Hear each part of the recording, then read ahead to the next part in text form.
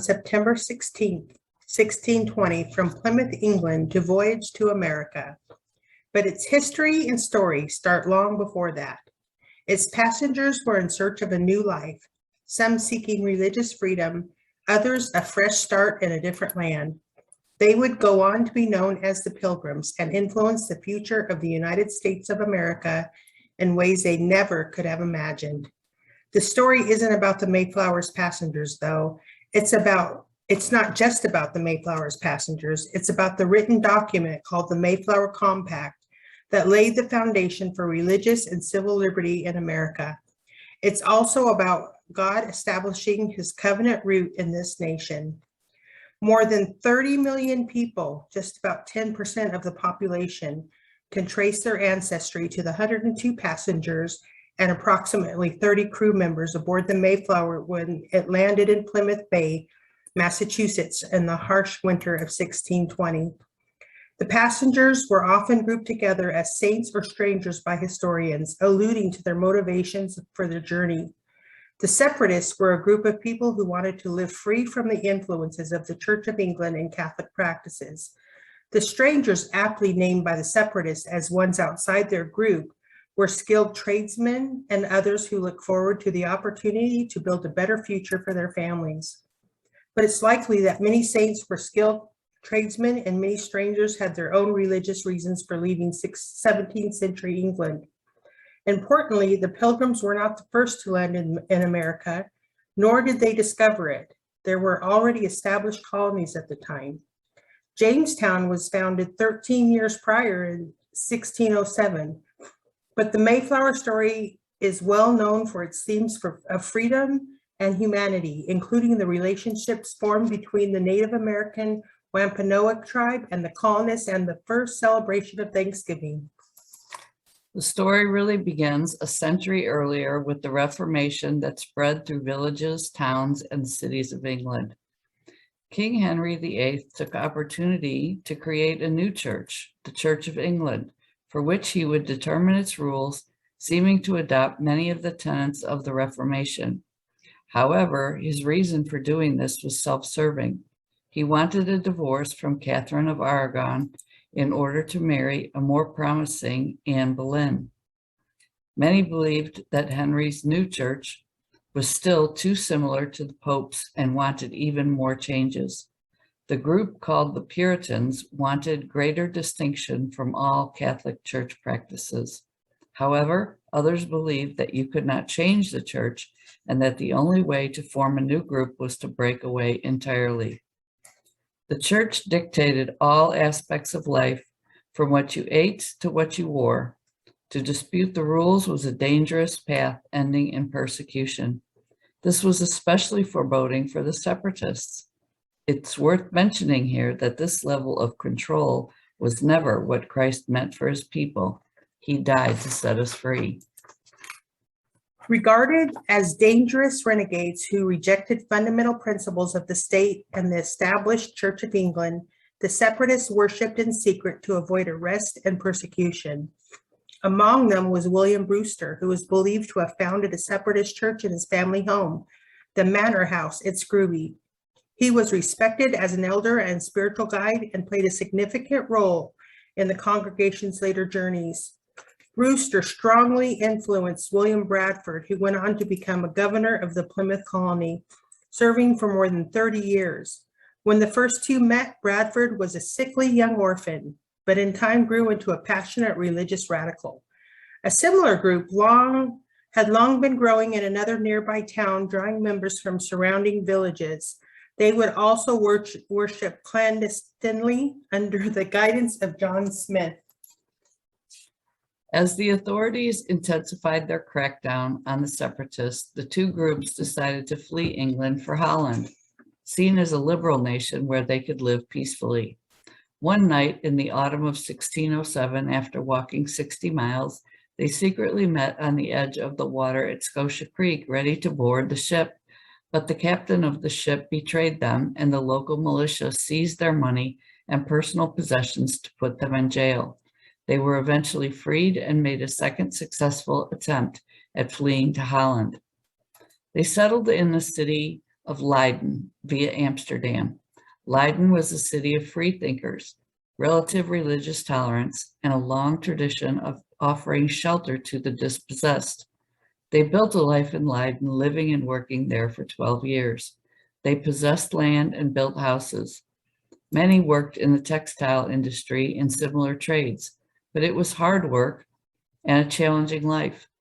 William Brewster operated a printing press in what is known today as William Brewster Alley.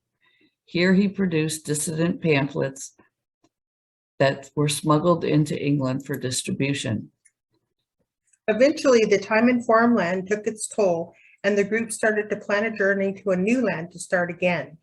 They saw that they were losing much of their English culture, and their children were learning the ways of the Dutch, even preferring to speak their language. They wanted to find a place completely free of limitations where they could build a better economic future. They had been living in small houses with big families and were becoming poor. The looming threat of war with Spain also cast a doubt over the future. From 1617, they planned to leave and eventually settled on Virginia in America. More than half of the group stayed, though, and fully integrated into Dutch life. Leiden had a profound influence in the lives of the Pilgrims, even after their departure. The concept of civil marriage was one innovation they took with them. Another was the impact on their faith that occurred after encountering a group of Sephardic Jews in Holland. From them, they had learned that the feast of the Lord, particularly the Feast of Tabernacles, which was a celebration of harvest and a time of rejoicing. Virginia in America was an attractive destination because several colonies had already settled there. However, the Pilgrims also felt that they should not settle too near and end up with an environment similar to the one which they had originally fled. The Separatists worked with their counterparts in England to fund and organize the journey, which had to make commercial sense. They negotiated with merchants in London and convinced them that funding their journey would generate a return on investment thanks to the goods they would be able to send back to England. They also needed permission to land in Virginia and to establish a colony.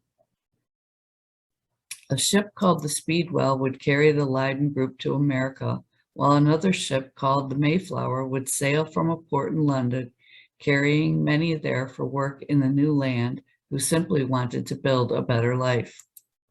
The Speedwell set sail from Holland on July 22nd, 1620. With a plan to meet the Mayflower in Southampton before heading off together across the Atlantic. There were already concerns about the Speedwell, though, which needed repairs after developing a leak. But on August 15, 1620, the two ships weighed anchor and set sail. They had not gotten very far when the Speedwell began to take on water. The two boats turned back for Plymouth, England. After spending 6 weeks at sea, they had hoped to be near America by now. Unfortunately, the Speedwell was declared unfit for the journey, and many of the cramped, disillusioned passengers dropped out. The remainder, 102 passengers and 30 crew members, crowded onto the Mayflower and left for the New World, September 16, 1620. The Mayflower took 66 days to cross the Atlantic, a horrible crossing afflicted by winter storms and long bouts of seasickness so bad that most could barely stand up during the voyage. By October, Atlantic storms arose that made the voyage so treacherous that the sails often could not be used, and instead they simply drifted. One stranger was swept overboard, and one woman, Elizabeth Hopkins, gave birth to a baby boy, aptly named Oceanus. The Hudson River, today known as New York, was their intended destination. Instead, as they approached land, the crew spotted Cape Cod just as the sun rose on November 9, 1620. They headed south towards the Hudson, but the rough sea nearly shipwrecked the Mayflower, so they decided to stay and explore Cape Cod rather than risk another journey south. They anchored in what is now Provincetown Harbor. Shortly after, Susanna White gave birth to a son aboard the Mayflower, the first English child born in the colony. His name, Peregrine, derived from the Latin for pilgrim. The colonists knew that they had no right to settle in this land that they had unintentionally arrived upon, and decided to draw up a document that gave them some attempt at legal standing. So upon arrival, the settlers drew up the Mayflower Compact, though they did not call it that at the time. Signed by 41 men on board, the compact was an agreement to cooperate for the general good of the colony. They would deal with the issues by voting, establishing constitutional law, and rule by majority. The document was intended to be not just a contract between the colonists, but also between themselves and God. The document read, The Mayflower Compact. In the name of God, amen.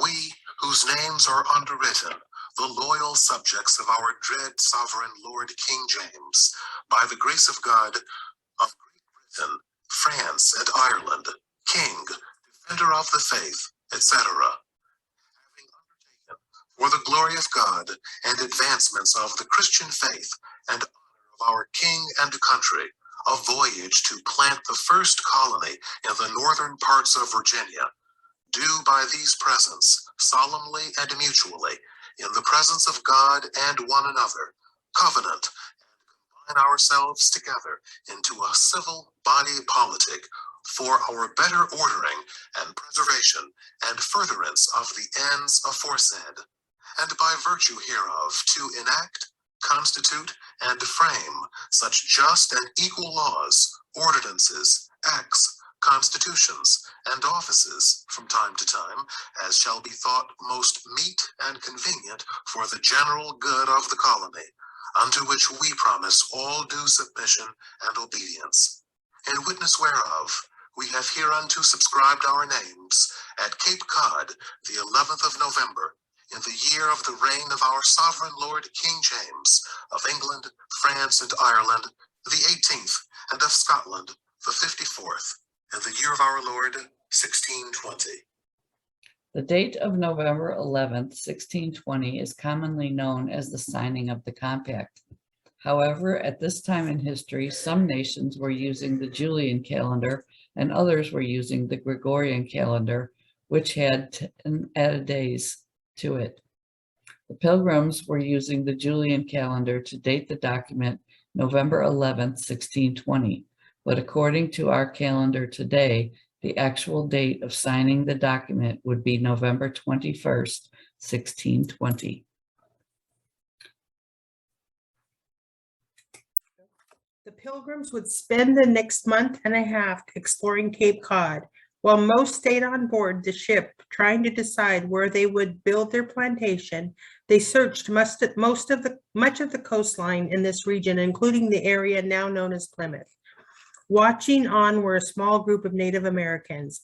As they descended into the forest, the new arrivals tried to follow them, but got lost and stuck among some dense thickets.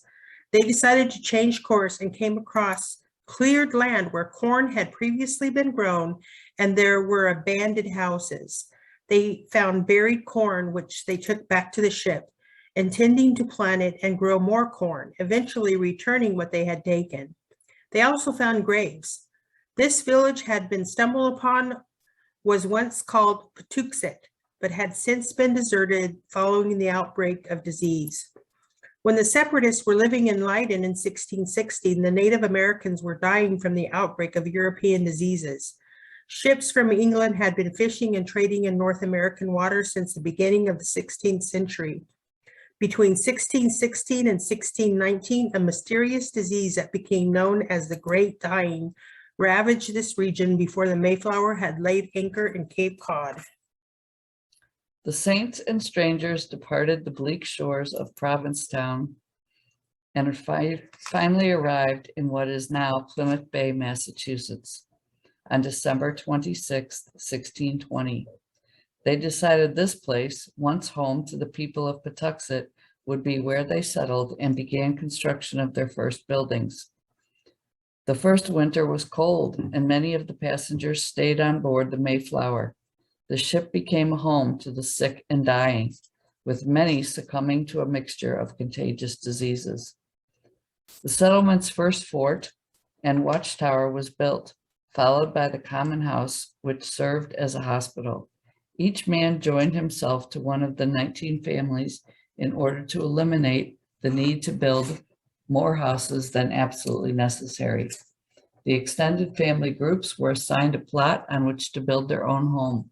Most were completed in February. 31 of the company were dead by the end of February, with deaths still rising. Only 47 colonists had survived, and at its worst, just 6 or 7 were able to feed and care for the rest. In this time, half the Mayflower crew also died. When his crew began to recover from disease, the Mayflower's captain, Christopher Jones, sailed the ship back to England, taking half the time that it did on its outward journey. During March 1621, an English-speaking member of the Wampanoag tribe named Samoset entered the grounds of the Plymouth colony and introduced himself. He is said to have asked for a beer and spent the night talking with the settlers. Samoset later brought another member of his tribe, Squanto. He had been taken back to England by previous explorers from England and had learned to speak English quite well. He became a great friend to the Pilgrims, teaching them to plant corn, directing them to where to find fish and to hunt beaver. He introduced them to the Wampanoag chief known as Massasoit, an important moment in developing relationships. He and the Pilgrims established a historic peace treaty which proved vital to saving the Pilgrims from starvation. A successful growing season followed, and in the autumn of 1621, they reaped a bumper harvest. The colonists decided to celebrate with a 3-day festival of prayer, which patterned the Feast of Tabernacles. The 53 surviving settlers invited their Native American friends to join them for a huge feast in what was to become known as the First Thanksgiving. Recalling the story of the Mayflower Compact and the Pilgrim's journey is important for at least 2 reasons. The document itself represents the first time free and equal men entered into a covenant with God and each other to create a new society based on biblical principles. The ideological roots of the covenant expressed in the Mayflower Compact, as well as the consistent preaching on biblical covenant by the clergy in the colonies, resulted in the Declaration of Independence 156 years later. The foundational documents of religious and civil liberty in America are rooted in biblical covenant, and these ideas have been emulated by nations around the globe. Secondly, the Pilgrims were compelled by God to go to the New World in search of religious freedom because He wanted to give it to them and to us. He ordered their steps and planted them here to establish His covenant root in this nation. They signed the compact while still on the ship before ever setting foot on the land. We owe a great debt of gratitude to them for the hardships they endured to be obedient to His call and to stake the nation to God. From this foundation, years later, our founding fathers came forth to write the Declaration of Independence, the Constitution, and the Bill of Rights, all of which reflect the heart of the Father and the promise He made to care for and to uphold this nation for the advancement of His kingdom. It is important for us to know this glorious history and to fight for it today, just as men and women have done throughout the last 400 years. This story is His story.